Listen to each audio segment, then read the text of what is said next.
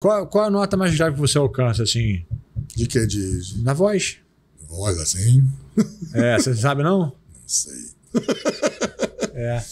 Então, quando eu fui fazer essa parada pro segundo álbum, eu fiz uma preparação vocal com a Angela Harris.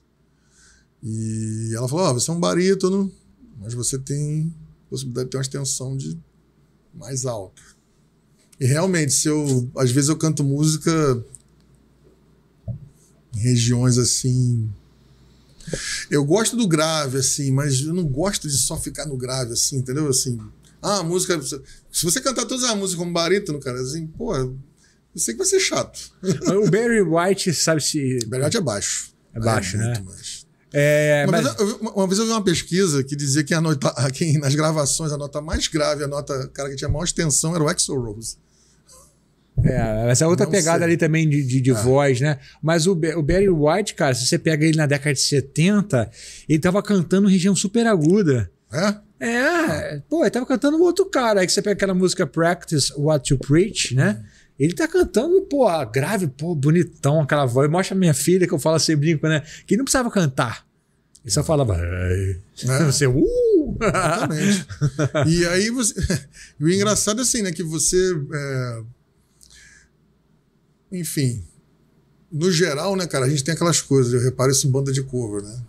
Uma vez eu fui tocar na banda de cover, cara, não, tem que fazer as músicas todas no tom das músicas, não sei o que. Pô, isso aí é coisa de músico preguiçoso, né?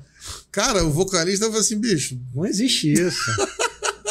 Pô, essa banda não foi muito à frente, não. Então, não sei o vocal, ele tem a limitação dele, cara. Pô, uma coisa que o instrumento não tem.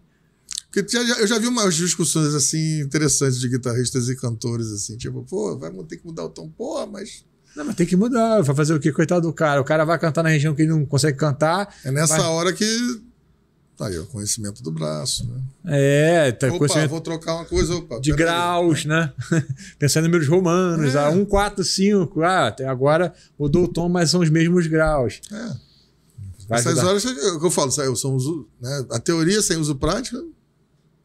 Sim. Porra, eu falo por mim. Eu saí na Musearte, porra, sabia todas as escalas que me passaram. Você acha que eu tocava jazz? Não. Pô, com certeza não tem nada a ver. Não era coisa assim, E outra coisa também, né? O cara do jardim falou pra mim assim, ó, é um ano aqui, né? Tem mais 7, né? Aí eu, 7? Eu falei, a gente tem um estudo que a pessoa consegue chegar num nível com tudo que aprendeu aqui de 5,5 a 7 anos. Mas, cara... Eu vejo muito você falar umas coisas assim, pô, cara, não... O Tomo Fujita, você chegou a estar logo? Não, tive não. Ele fala um negócio interessante, ele fala assim, viu a paleta dele? Não. Tem uns negócios escritos assim, olha, não se cobre, não, tipo assim, não corra, não faça no seu tempo, faça no coisa, não tem expectativas muito maiores. É aquela coisa de traçar, né? Não, cara, eu acho que isso é uma coisa que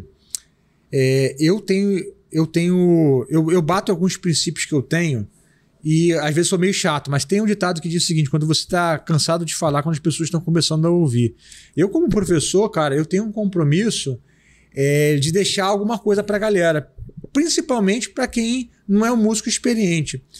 Então eu falo muito, por exemplo, sobre a questão do instrumento. Eu falo, cara, olha só, o mais importante é você focar em estudar seu instrumento.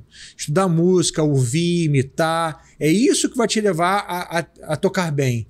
O instrumento em si é uma coisa que vem depois. Não quer dizer que o instrumento não importe.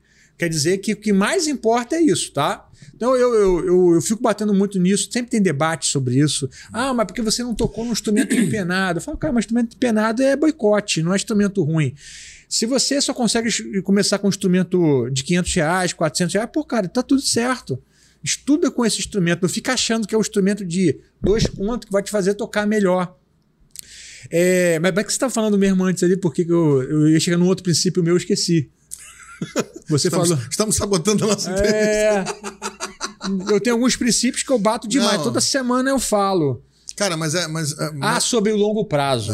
Então, cara, tem coisa difícil, que você vai conseguir. Quando você está no começo, enxergar isso, né? Você em 6 meses consegue. No professor.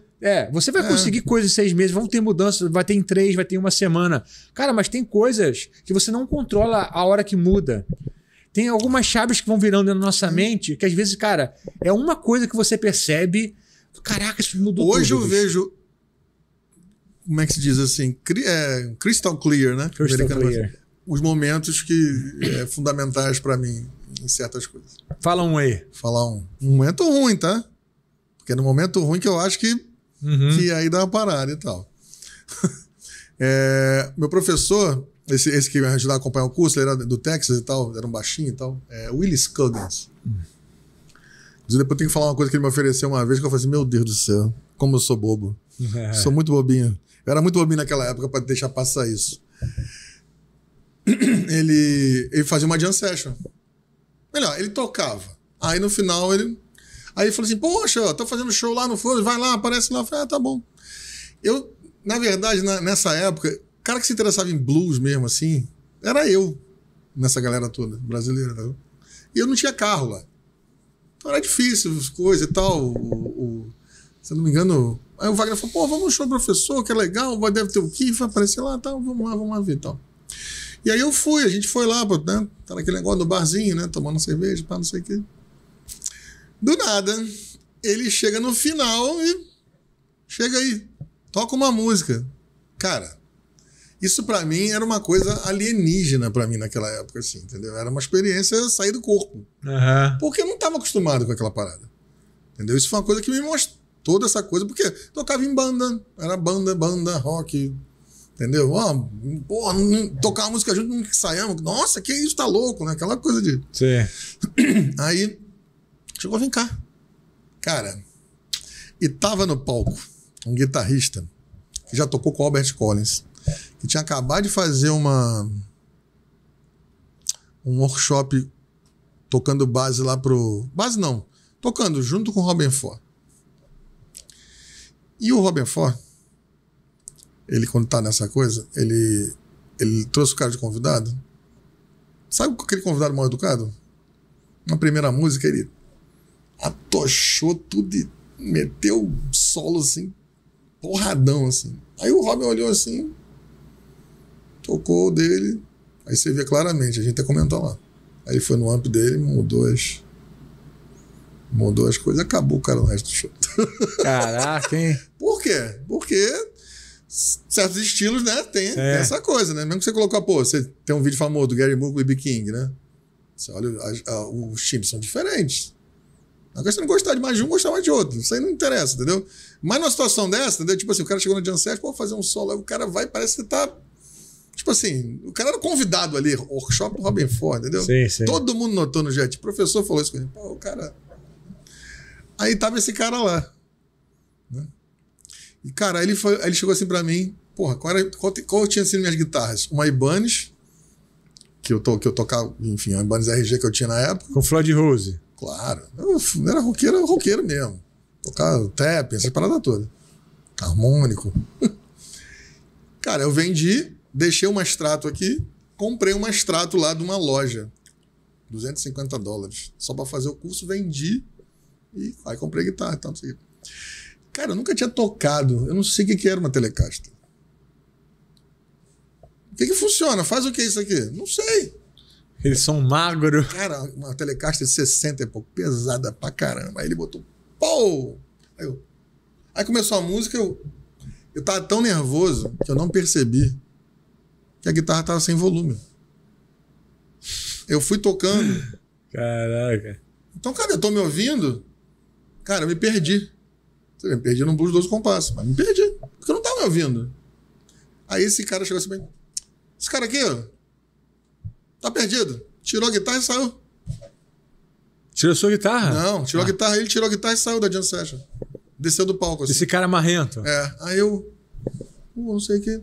Aí o cara olhou pra mim, o professor, falou, de repente você não, pode ser que não esteja preparado e tal. Aí eu deixei aquilo aqui, eu falei, beleza. Aí você não tocou? Não, toquei, mas quando eu fui ver, eu me perdi. Aí eu me achei rápido, mas eu me perdi. Ele não admitiu, desculpa. Ele não me admitiu isso. Ele não admitiu isso. Tipo assim, sou profissional, não vou tocar com um cara amador.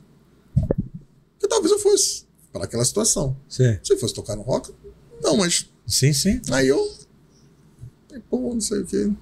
Até meu amigo falou assim, cara, esquenta não, o cara também todo coisa, já fiz aquela merda lá, tá, não sei o quê, pô, não precisava sair do palco. Tu sabe quem é esse cara? Sei.